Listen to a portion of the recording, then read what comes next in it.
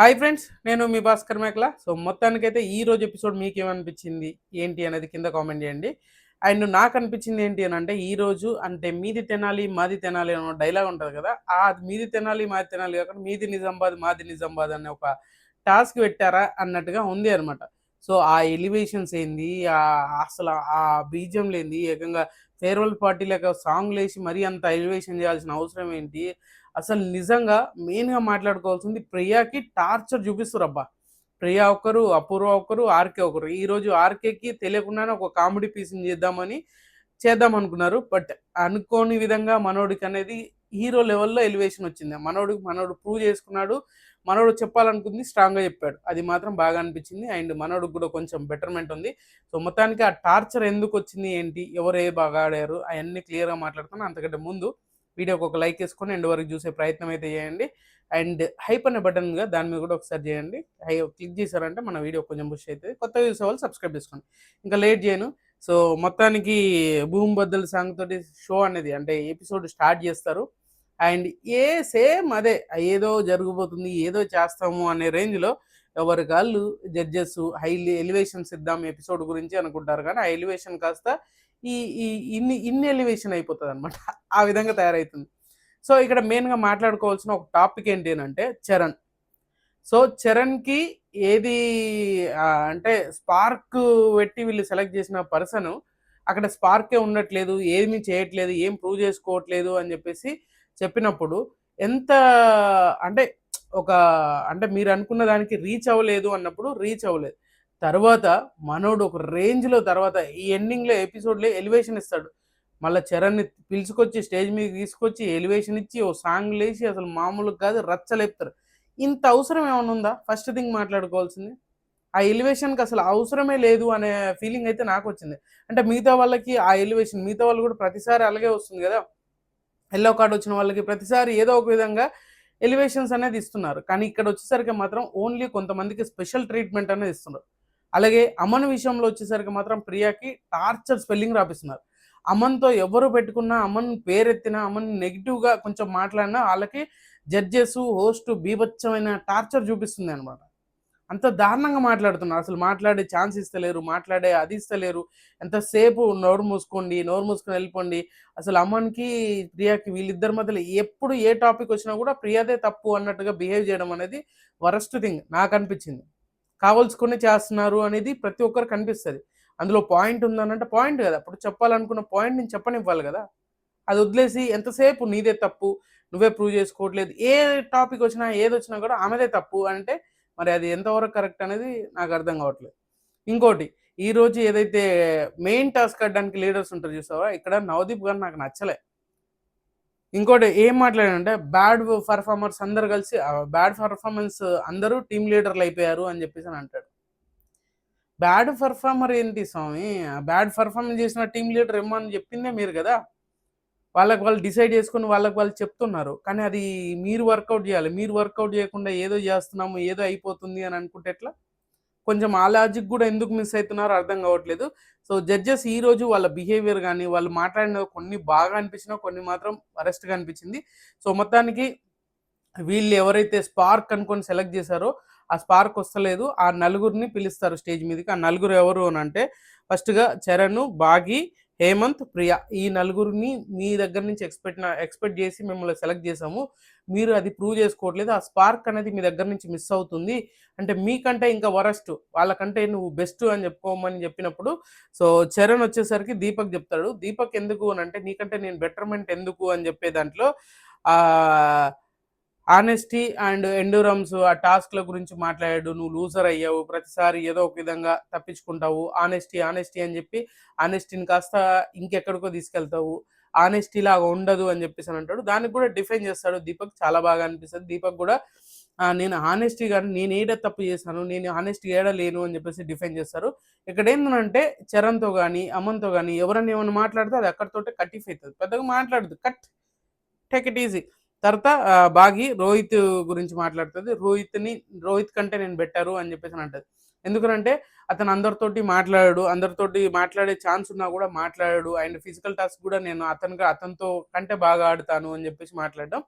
అక్కడ మనోడు కూడా స్టాండ్ తీసుకొని అది నిజంగానే చరణ్‌గా మన రోహిత్ కంటే బాగా టాస్క్‌లు ఆడడం అనేది జరగదు. ఎందుకంటే ఫిజికల్లీ మనోడు స్ట్రాంగ్. వెరీ స్ట్రెంత్ ఉంది. మనోడికి అంత ఫిజికల్లీ గాదు అండ్ మెంటల్లీ గూడా స్ట్రాంగ్ పర్సన్. సో, అతన్ని ఎన్నుకోవడం అనేది ఏదో స్ట్రాటజీ లాగా వాడినా గూడా అది ఆమెకే మిస్‌ఫేర్ అయింది. అక్కడ భాగ్య గురించి గూడా జడ్జెస్ చెప్తారు. "నువ్వు ప్రూవ్ చేసుకోలేదు. నువ్వు అలా" అని చెప్పేసి అనుకుంటూ ఈమె గూడా ఒక ఎమోషనల్ డ్రామా అనేది క్రియేట్ చేస్తది లాస్ట్‌కొచ్చేసరికి. అండ్ ఇంకొకటేందంటే ఫిజికల్‌గా కూడా 3 బ్యాండ్స్ 3 బ్యాచెస్ వాడినప్పుడు, బాల్స్ వాడినప్పుడు బ్యాండ్స్ పట్టుకునే టైం వచ్చినప్పుడు కూడా నువ్వు పట్టుకోలేదు అని చెప్పేసి రోహిత్ కూడా కన్వే చేయడానికి పోతారు. ఇది పెద్దగా ఇక్కడ టాస్క్ ఏందంటే మీకంటే బెటర్‌మెంట్ ఏంది? వాళ్ళకంటే నువ్వు ఎందుకు బెటర్ అనేది ప్రూవ్ చేయమని చెప్తే, వీళ్ళు దాన్ని ఇంకెక్కడికో తీసుకెళ్ళి ఎక్కడెక్కడో తిప్పి అక్కడక్కడే తిప్పుతున్నట్టుగా ఉండి తిప్పుతూ ఉంటారనమాట. తర్వాత హేమంత్ అపూర్వ కంటే నేను బెస్ట్ అని చెప్పేసి చెప్తాడు. ఎందుకు అనంటే అపూర్వ టాస్క్‌ల కంటే, అపూర్వ మాట్లాడిన దానికంటే, అపూర్వ కంటే నేను మెంటల్లీ, ఫిజికల్లీ కూడా స్ట్రాంగు.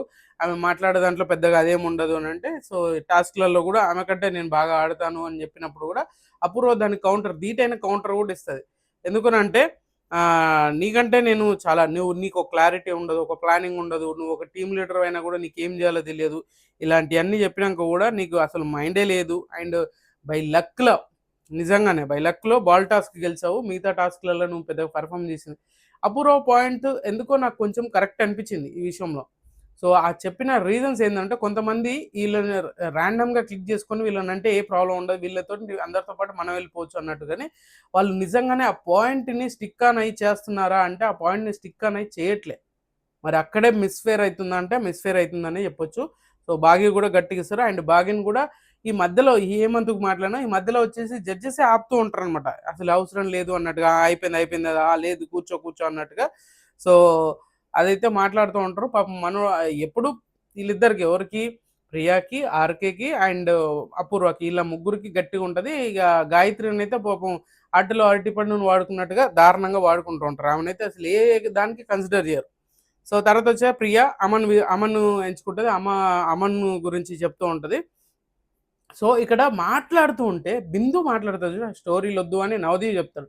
పాయింట్‌కి రా అంటే ఆయన కంటే బెటర్‌మెంట్ ఏంటో చెప్పు నువ్వు. ఇక్కడ ఉన్న టాస్క్‌లోకి రా నువ్వు చెప్పు అని చెప్పేసి వాదిస్తూ ఉంటే, సో, చెప్పడానికి పోతూ ఉంటది. మళ్ళీ ఆపేసి మళ్ళీ సేమ్ బిందు పాయింట్‌కి రా స్టోరీ ఒద్దు మనకు అసలు నువ్వు ఆయన కంటే ఎందుకు బెటర్? ఆ బెటర్ కోసమేగా చెప్తుంది. ఇంకా స్టోరీ చెప్పాలంటే ఇంకేం చెప్తది? రాసుకొని వచ్చిందా ఏమన్నా? దిమాక్ లేకుండా మాట్లాడుతారు కొన్ని విషయాలైతే మరి ఎందుకు అది ఈ దిమాక్ లేననే పెద్ద బ్యాడ్ వర్డ్‌గా తీసుకోకూడదు. అంటే అక్కడ ఏందనంటే మాట్లాడాల్సినోళ్ళకి బీభత్సమైన టైం ఇస్తారు. మాట్లాడలేనోళ్ళకి అసలు టైమే ఇవ్వరు.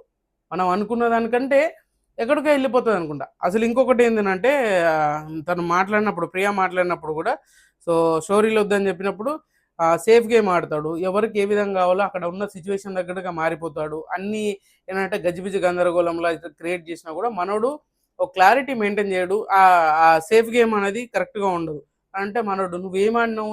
నువ్వసలు ఏం తెలుసు? నీకేం గురించి మనోడు మాట్లాడుతూ ఉంటాడు. నువ్వేమన్నా ఆడినావా? నువ్వేం చేసినావా? నేను టాస్క్‌లు గెలిచినా, నేను టీమ్ లీడర్ అయినా అంటే నేను కూడా 2 టైమ్స్ టీమ్ లీడర్ అయినా. సో, ఒకసారి టీమ్ లీడర్‌గా స్వాప్ చేశారు. సో, అని చెప్తూ ఉంటే మాట్లాడుతూ ఉంటే హీటెడ్ ఆర్గ్యుమెంట్ అనేది జరుగుతూ ఉంటే సడెన్‌గా వచ్చేసి బిందు వచ్చి ఆపేసాను అంటారు. ఆగండి అని చెప్తది. సో, తర్వాత శ్రీముఖి వచ్చి మధ్యలో ప్రియాకి చెప్తది, అమ్మకి చెప్తూ ఆగండి ఈమె బ్లాస్ట్ అయిపోతది.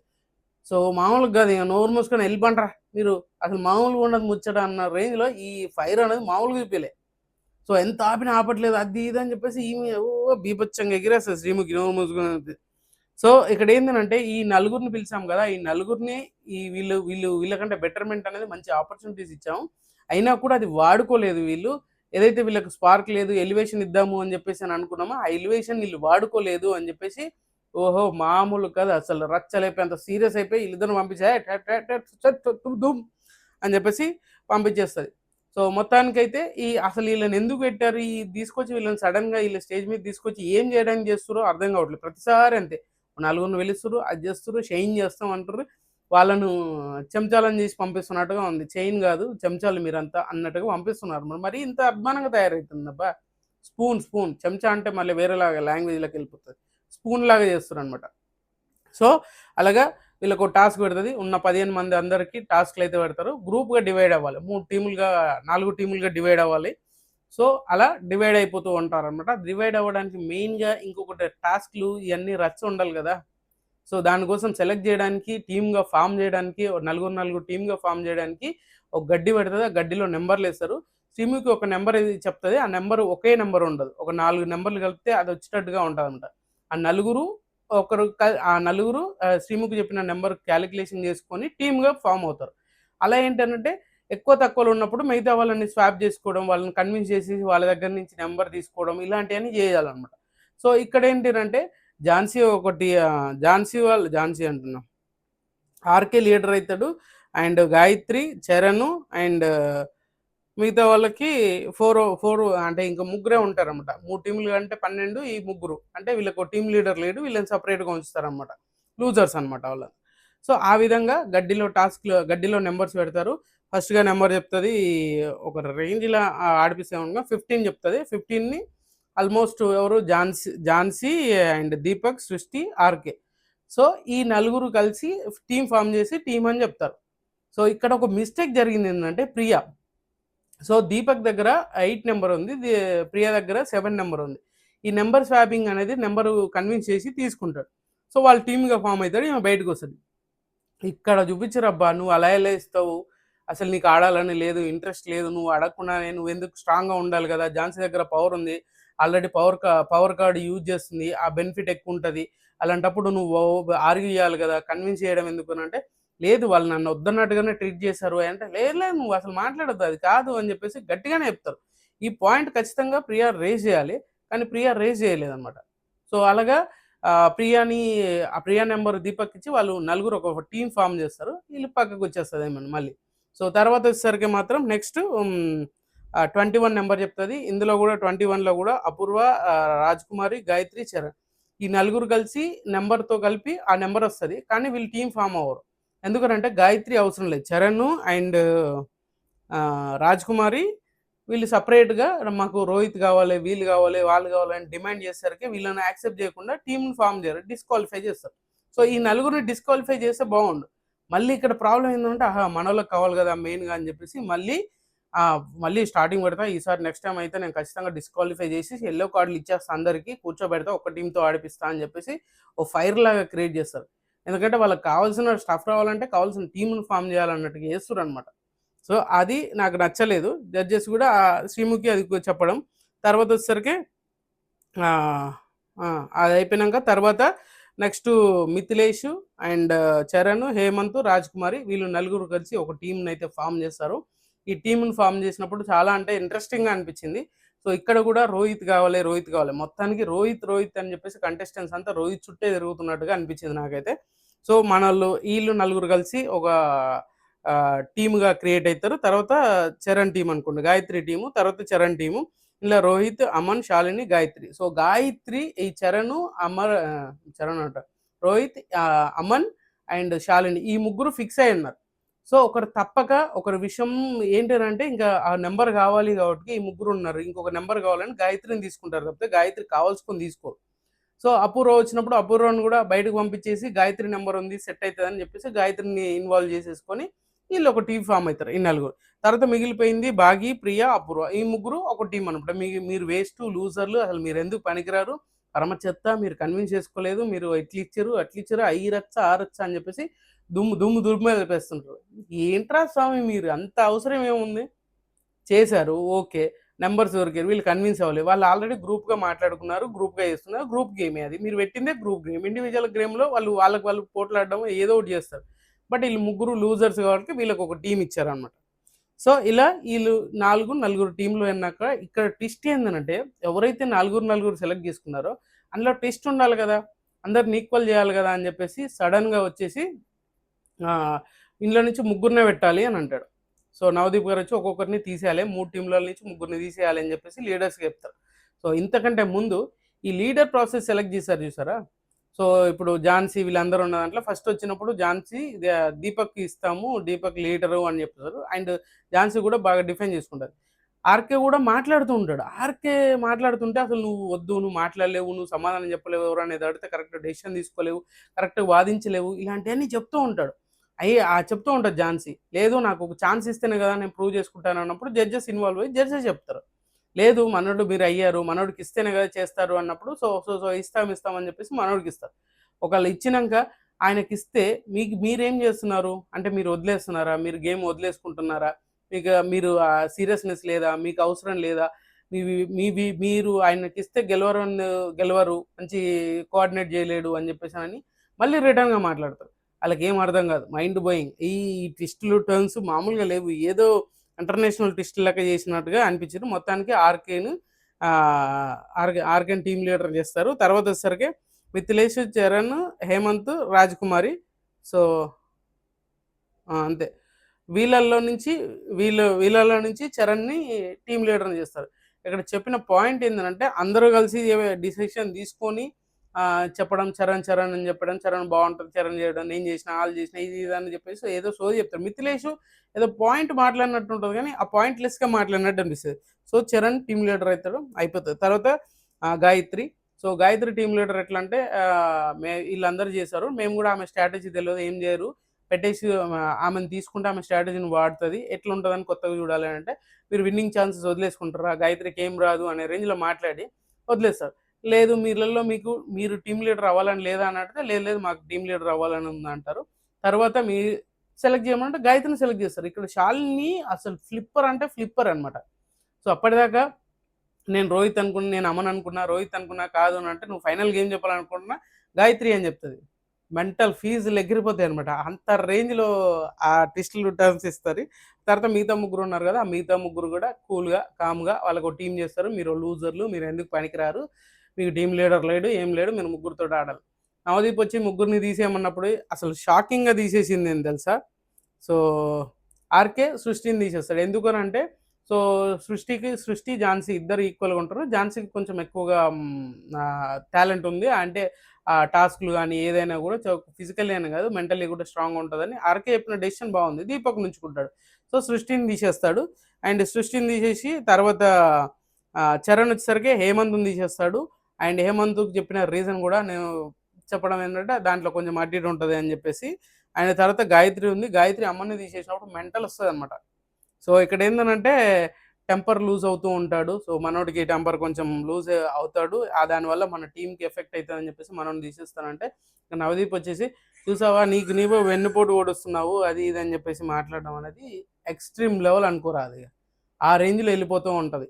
సో మొత్తానికి ఇలా ముగ్గురిని తీసేసి తర్వాత ఒక బ్యాలెన్సింగ్ టాస్క్ పెడతారు. విన్నర్ అనేది బాక్స్లో పెట్టాలి. ఇక్కడ ఝాన్సీ అనేది ఆమె పవర్ కార్డ్ యూజ్ చేసి ఇద్దరు పట్టుకుంటారు. ఒకరు స్టిక్స్ ఉంటాయి, ఆ స్టిక్స్ తోటి ఆ బాక్స్ పెడుతూ ఉంటాడు అనమాట. సో ఆ బాక్స్ ఏంటంటే ఆ విన్నర్ అని రావాలి, ఇద్దరు బ్యాలెన్స్ చేయాలి, అది ఎయిర్లో ఉండాలి. అలా ఝాన్సీ వాళ్ళు విన్నర్ అవుతారు. సో వాళ్ళకి ఏంటంటే పవర్ ఉంది కాబట్టి ఆల్రెడీ 3 letters పెడతారు, తర్వాత నార్మల్ అయిపోతుంది అనమాట.